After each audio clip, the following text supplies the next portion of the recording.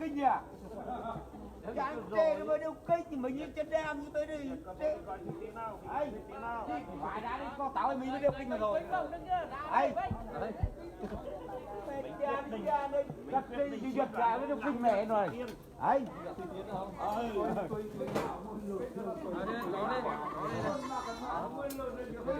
Nhiều anh mới có tiếng nhưng mới là một người ấy. Mà tiếng là mới có tiếng trong thế chứ mày mới có tiếng ngoài ý không? Chả ngủ quên cha nữa. Cứ đừng xong hết rồi. Quay cho anh Tâm đi này, đừng ngồi gì mặn chứ không? Mặn chứ không mặn. Anh chỉ trả chỉ thành đô anh rồi nhưng cô mặn đấy rất là mặn có bỏ mặn đấy. Mấy chục rồi không? Nhiều đó là. Nhiều luôn.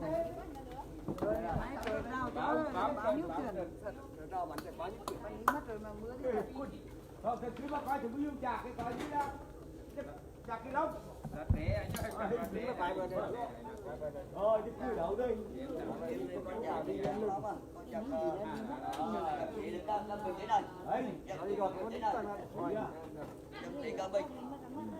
Có được nhà 2 kg không có cho nhà kia 1 kg là mấy thầm 1 kg thì đấy đấy 2.000 người một nhà vài kg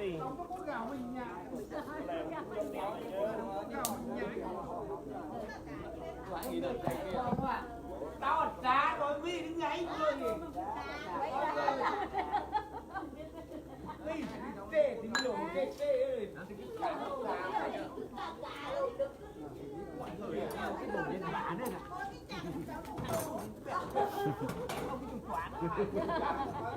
cái lô thằng chắc lỏng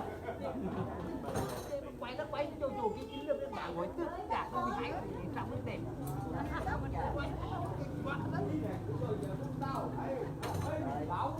siêu hại đấy nhá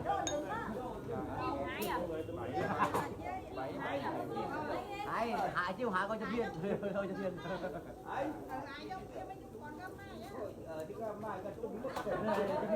chiêu hại anh bắn đấy rồi bá ra vào lớn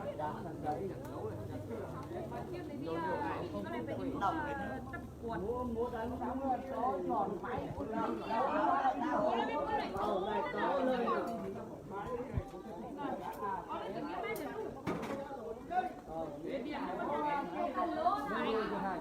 cái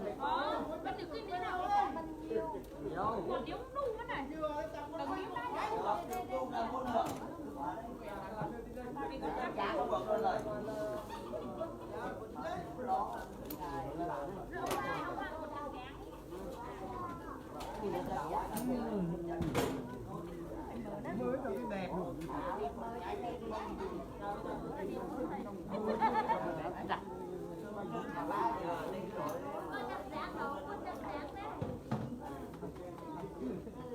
còn chẳng cái cô đấy chắc chắn rồi giờ mà quay qua cho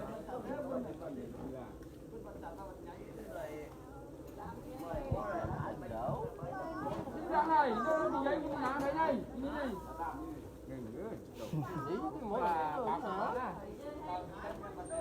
hay rưỡi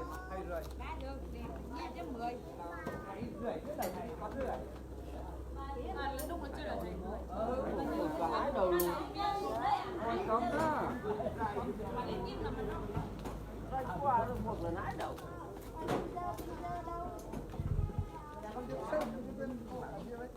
Anh nói sớm anh đi thử chán đi.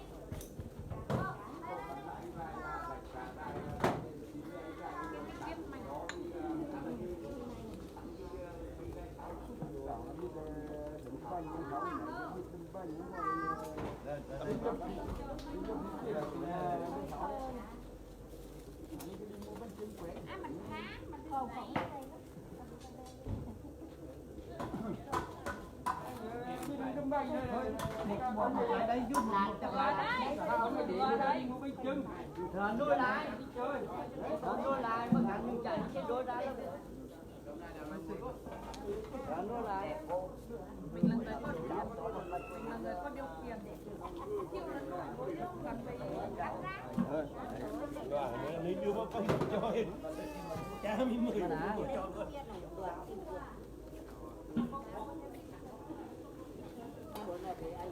Anh Tân đừng có đang thừa thịt trừ thịt tôi vẫn nương nha.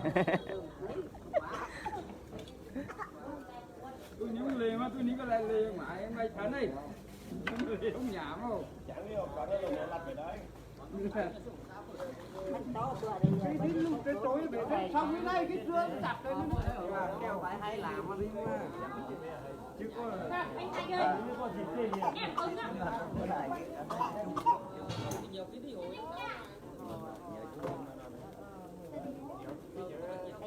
Thành tấm còn cơm nhớ. anh có cá tì ha đấy bãi cái nó mẹ nó có loa cái đại linh văn đi ha đi đối bãi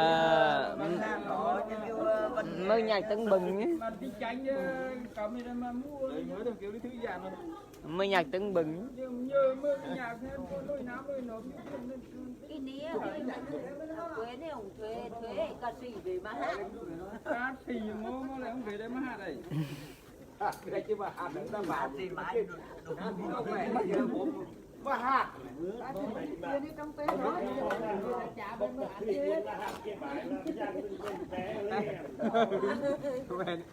ông đố mà bố rồi này ông đố này Nhạc sĩ Nguyễn Văn Tị ạ. Giờ trên vụ là bắt đầu vườn cây tay chín xuân thế. Nó ca sĩ nhớ mớ nè nè.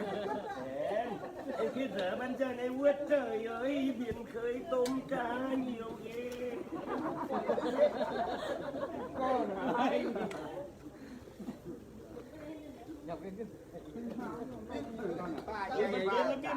Về nó tên nó rừng cây vườn cây tay chín xuân thế, bên trời biển khơi tôm cá nhiều ghê. Không phải Tết không phải lề mà đóng vui rồi.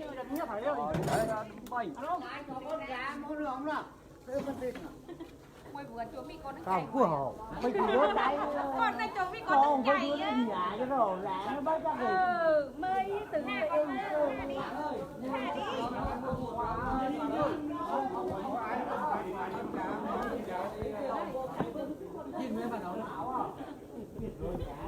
coi nó muốn ăn mày đấy á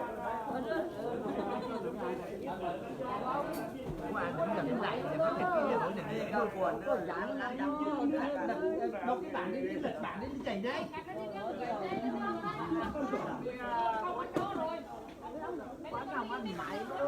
ok không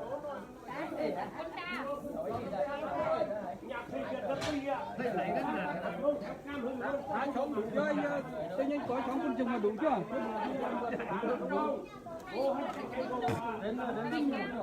Tối nay ai rảnh đến trực bánh nha.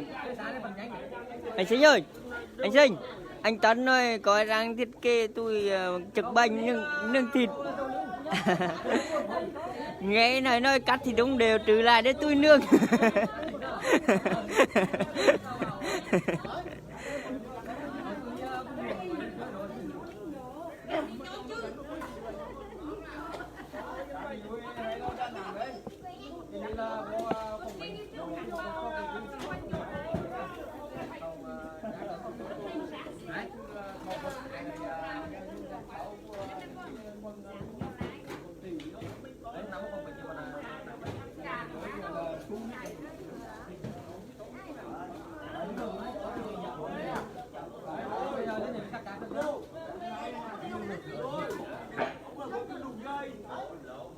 Ngoài về đùm bánh cho bên ngoài thôi.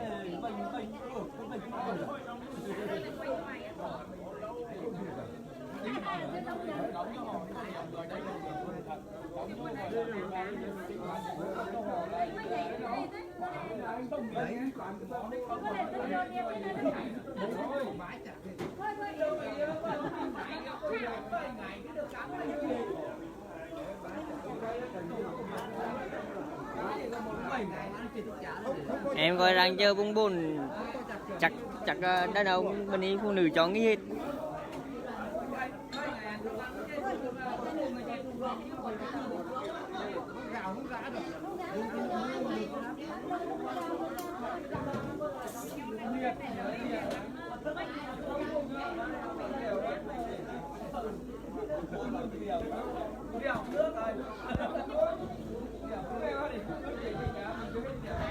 Mọi người một tay làm nên những chiếc bánh yêu thương.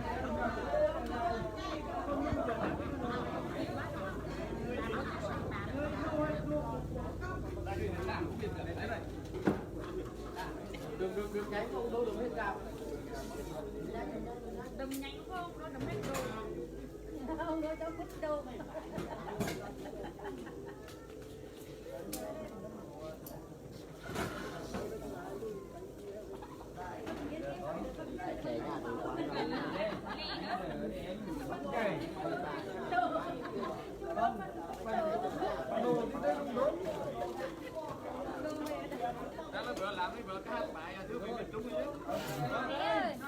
Nè, cái sắp gạo đó,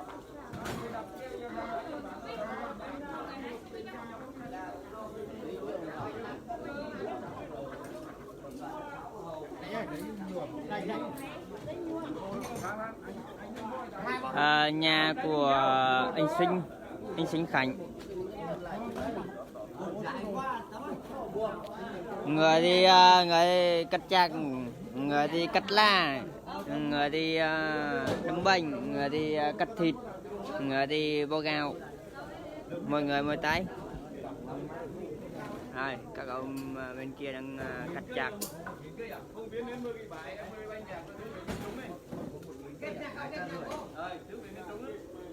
Anh Sinh ơi, cho gì nhạc anh Sinh ơi. Chơi không phải lễ, không phải Tết nhưng mà rất chỉ là âm cùng và đầm vui.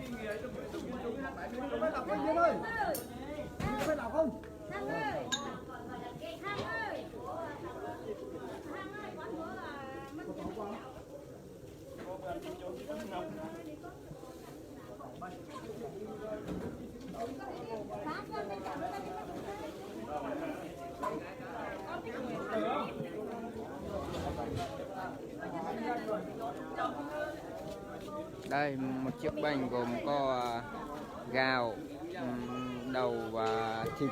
Đây, thịt này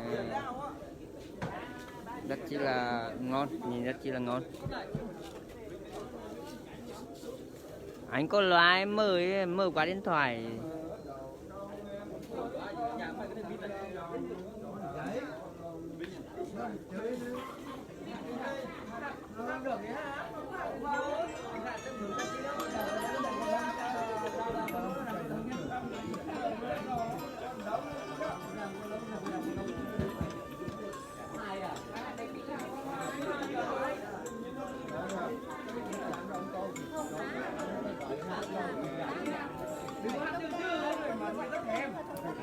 Vì giáo sư sẽ có chuyến đi vào Quảng Bình vào ngày thứ 5 thì nên mọi người đang rất cấp tốc để hoàn thành những chiếc bánh để kịp cho chuyến đi.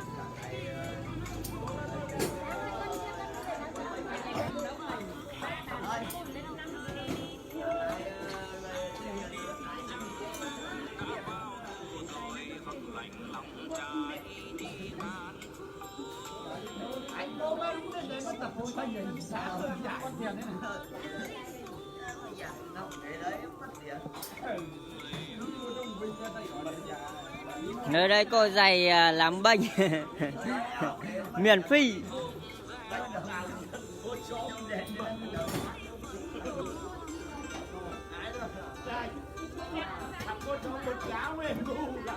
Nhưng ai mà chưa biết làm đấm banh thì đến đây dạy nghề miễn phí.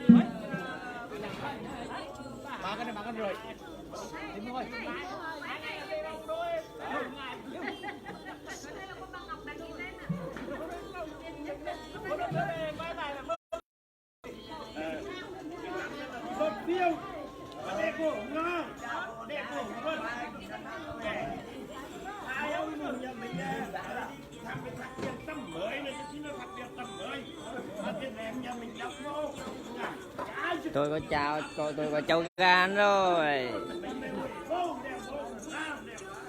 Ga đã bắt nha.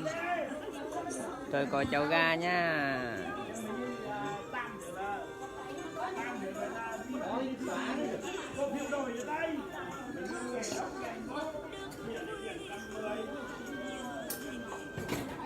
Quang Dương.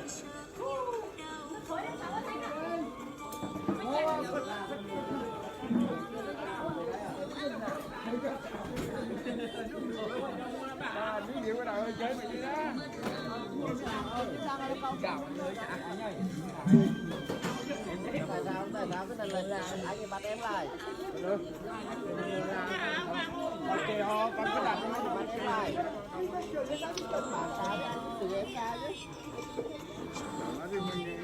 Đúng rồi, cái này là một la thì chừng một la. Nhưng mà cái này không tại sao với cát đi. Chế đừng có con ngực.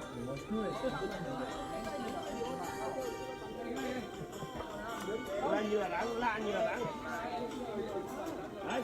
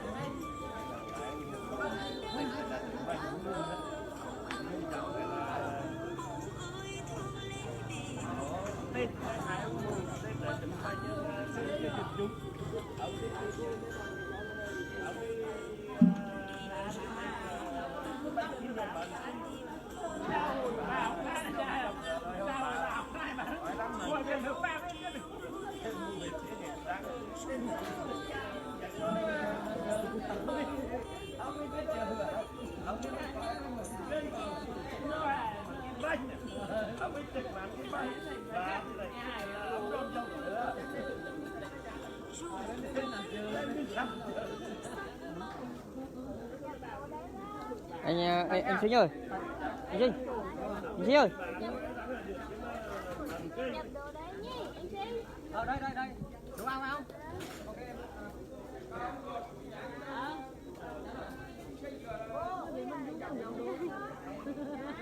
Mới về mình chú cùng nhau đốn à.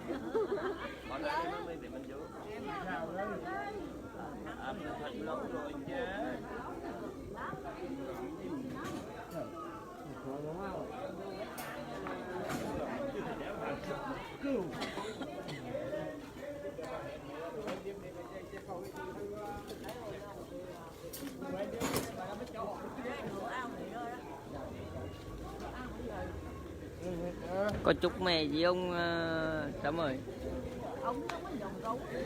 Có chúc mẹ gì ông để gửi cho mẹ.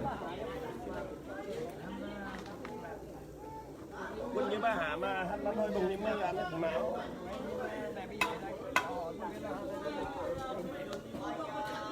Có bữa đi hắn chạy hết máu cái mặt chứ hết. Đó đừng có hồ miền Trung rồi. Rầy rồi. Đấy nhiều cũng chưa đến ngày Đấy nó hồ. Đấy. ở đây hài hồn chưa nhá. Cái vụ đưa ba bay ngắm mà chậm mà lụng bay mà góc một đấy hà một nồi chưa vuông góc để vuông góc sắp luôn tâm chúng tôi đây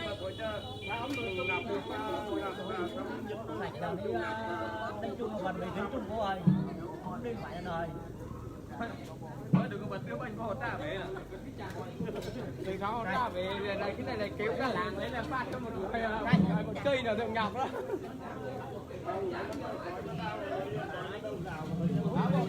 thống vào là đến đưa lại để tá lên chữ khô lên người cầm cây về mà án ông ngọc Mình điên. Đăng lên. Biệt rồi, túi đầm kim nó mình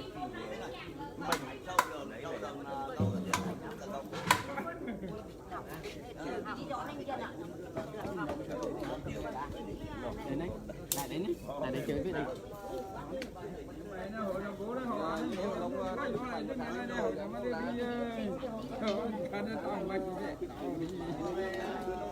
Mình trần trăng thôi, 20 tấn gạo. Đấy. 20 tấn gạo còn 12 km đường, còn đưa sang 28 tấn gạo về 20 km đường. Đưa trên đầu 20 tấn, sáng toàn câu mốc. Cùng anh ta về hết. Ta về cháu cùng cái trường một cuốn đặt chưa đỡ thì không gì đặt. Đi một đầu đau mấy lần mỗi ngày đợi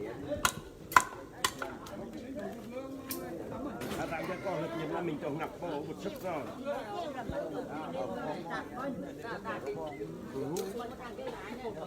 Tôi làm chân sự thật là cái mê đầu tiên là ngập đô có cỡ 2-3 một sức vào đó. Mê ngập ướp nơi đầu tiên à.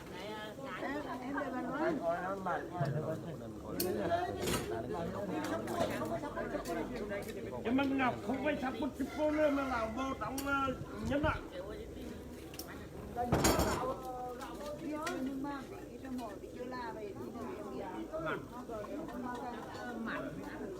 Không cho mấy nhích đừng có nữa. Mà nó rồi cô giá vị ăn có cái mày ăn thì nhây mày. đây mẹ nó sống rồi.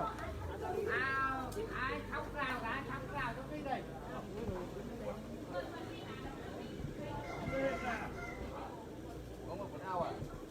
Nào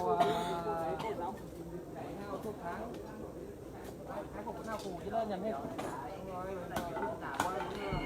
máy đi nữa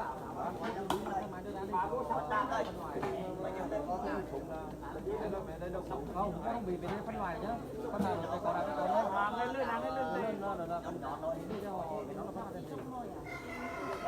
lên cái con mình biết mới bị đó con Ngồi với lại Trong đấy có để đầy rồi đấy. Bữa đó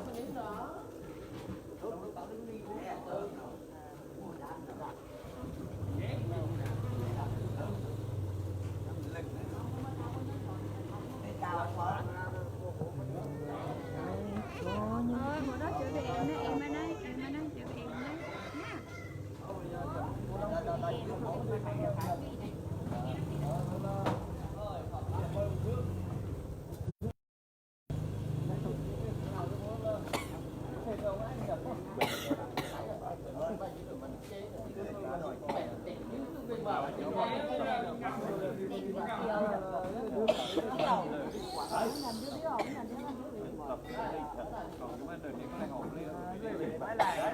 một tiền thức giá thì chúng ta ngủ đấy chỗ một tiền thức giá đường lại quấn lại có ông mưa mà rồi mặc chắc ông mưa luôn cái giờ đường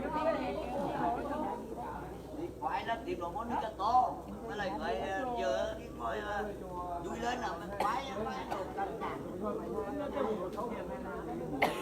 phải nó mới tìm cái lô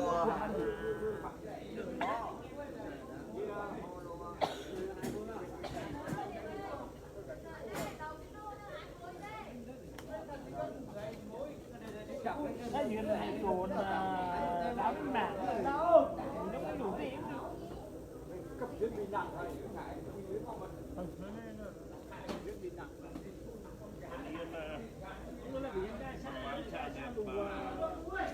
đập nửa nhưng mà nó đập đến nó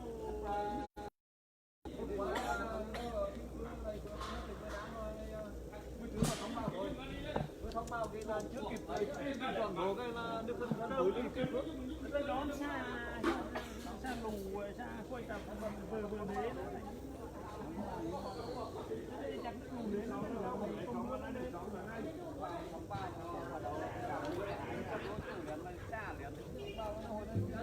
ít thật đúng rồi nhà ấy đi chuyên chỉ với nhà thông giang phải cái 200 lô rồi thì được nói chuyện mưa khái cho cái đứng thao mà đâu nhà thông giang phải những cái là 200 tấn lô thì mà hai vợ chồng mà nó có chuyện được đó không mà đập bán thu hồi đến nơi thì là nước ngập rồi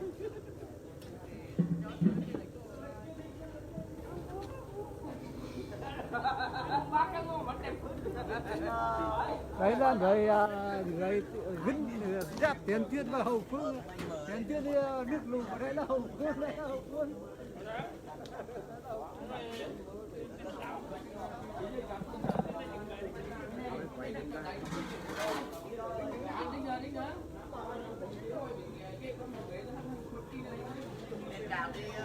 okay.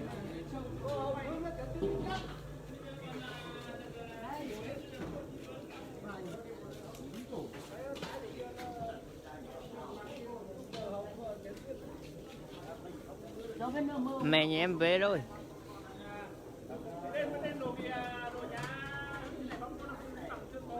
Mẹ này đi qua về rồi.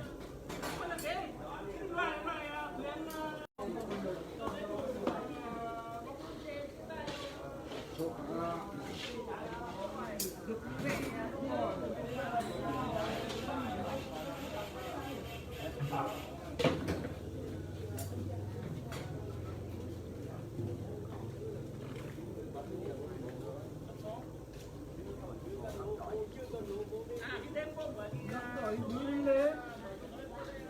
Cô đu rồi tức là cô đi lên.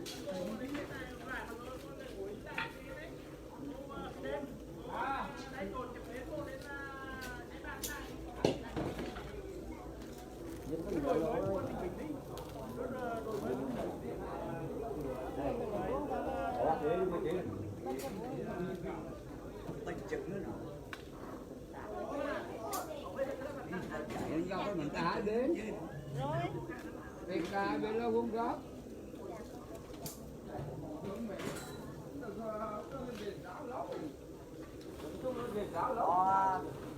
Lên năm năm năm phải chặt lại.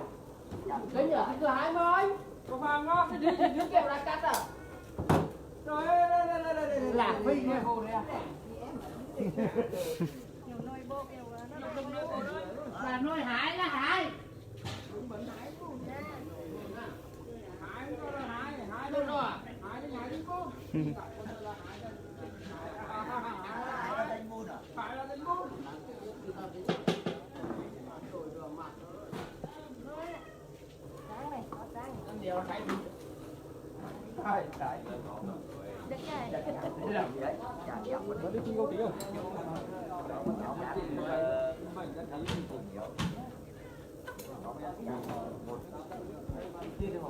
Chị mà ai có chị mà đừng với thôi chủ nhiều kém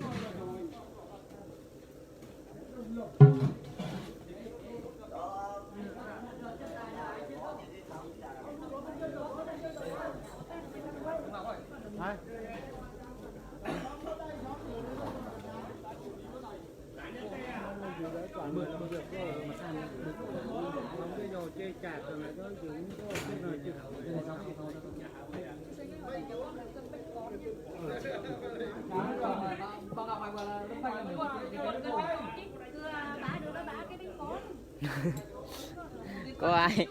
Có ai xin bánh con đi họ đúng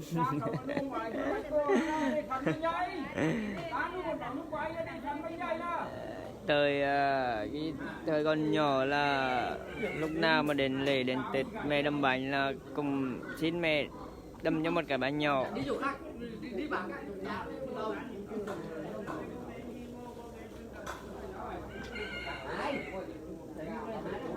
Cân lên đâu phải là vô.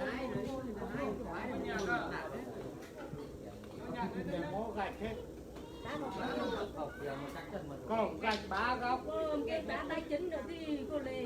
làm gì có gạch Gạch là đứa chồng tập lỗ ngoài đóng vừng vẫn tập lỗ không được á gạch đô thôi tập lỗ là bên sập lớn bạch gạch đô đi điền ông cháu à 50 lô gạch nha ra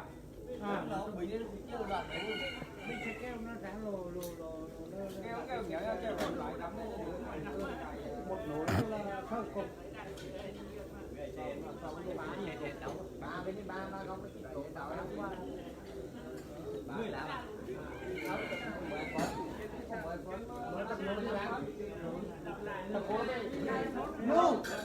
Các bạn có thấy nhớ nhà, có thấy nhớ quê hương không? Mỗi lần Tết là cha mẹ hay đâm bánh. Coi dừng liên đây này. Đặt đẹp là Nhưng hôm nay không phải là lễ cũng không phải là Tết. Nhưng hôm nay đâm bánh là vì khúc ruột miền Trung. Những chiếc bánh yêu thương sẽ được làm cấp tốc để cho chuyển thuyền nguyện vào vùng tâm lũ.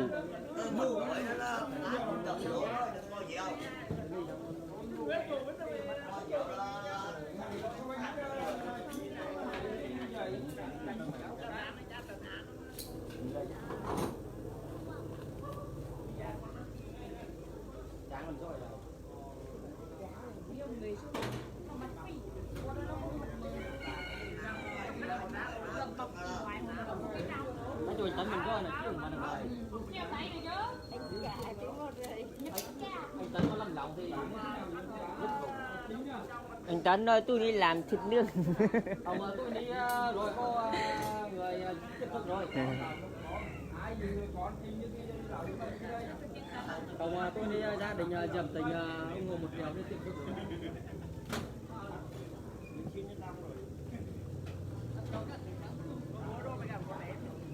Tôi này ai ra nghĩ đến là trực bệnh. Trực bệnh. Những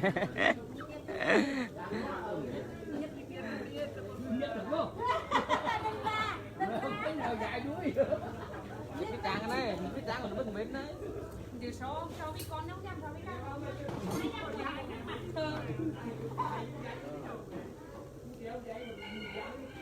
Cuối cùng ta cuối em để chú đưa trình như ra đấy chứ mình muốn đứng có vùng đứng nó vùng tá cái xuân về đến nó mình liền luôn Nói hồ sang tài nhỉ. Bên ao rất nhiều la bên anh. Trời giá nó nhiều mình ngon được. Còn đây bánh trông đây đưa bố đây. vùng tá chứ còn họp lại Tôi này các bạn nhớ đón xem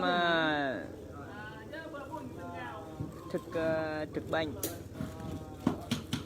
Bây giờ điện thoại ai có thời gian đến trực bệnh. xuống vùng bồn trực bệnh Mình đục bánh. Ông Hồ Vào lúc mấy giờ anh Sinh? vào lúc 7 giờ 7 giờ. bắt đầu tiếp đón các đoàn 7 giờ là mơ cửa tiếp đón. 7 giờ tiếp đón các đoàn đại biểu 7 giờ nuôi lưới. thì cho mình thoải mái nữa bây giờ ta thôi giờ tâm tư xong